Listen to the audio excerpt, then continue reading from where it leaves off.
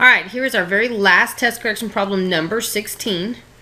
So the problem asks, which of the following representations does not accurately describe the following system of equations? So we're looking for the ones that do not work. So they give you a system of equations, and then they give you three choices: a graph, the equations, and then a table. So first thing we're going to do is take the two equations and we're going to solve for y, so that we can see what they look like as y equals. Well, the top one's easy because it says 2x plus y equals 4, and so y is already sort of alone. So to do that, we're going to subtract 2x from both sides. And so that equation solved for y becomes y is equal to 4 minus 2x, or negative 2x plus 4. Now the bottom equation, I'm going to have to subtract x from both sides first. And so I end up with 2y is equal to 14 minus 1x. I'm going to put that 1 there. It's going to help me in a moment. And then I'm going to have to divide everything by 2. And so I get y is equal to 7 minus 1/2 x. And so now I need to go look at my answer choices and see if my answer choices happen, or my 1, 2, and my 1, 2, 3s, if those equations happen to match. Well, if I look at number 2, it's the equations. The first one says negative 2x plus 4, which does match this. It's just reversed order.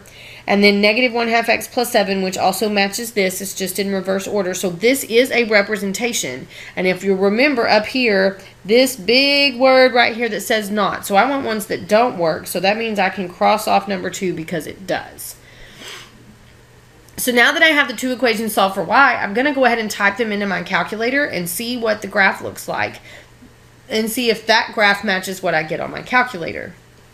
So we're going to go look at our calculator really quick, and we're going to type in those two equations. So we're going to go to y equals, and the first one was 4 minus 2x. So we're going to clear that one out, and we're going to do 4 minus 2x, or negative 2x plus 4. And then the second one was 7 minus, and then it was 1/2 x. So I'm going to do my fraction. 1/2, or you could use 0.5, that works too, x. And then I'm going to graph them and see if this graph matches the graph that I see on my paper.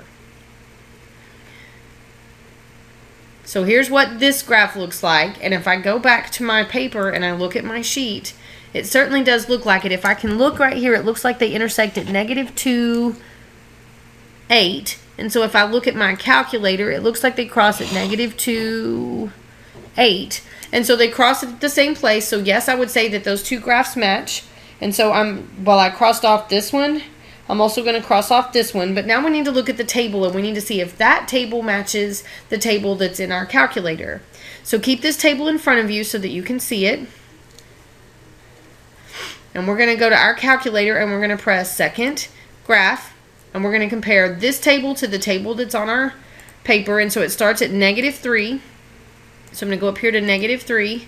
And mine has fractions, while this one does not. It has whole numbers, but that's okay. So at negative 3, I have 10 and 17 over 2. But oh, look, this one says negative 3, and then it says 10 and negative 15. That doesn't match what I have. Automatically, it doesn't match. So this is the only one that does not meet that representation.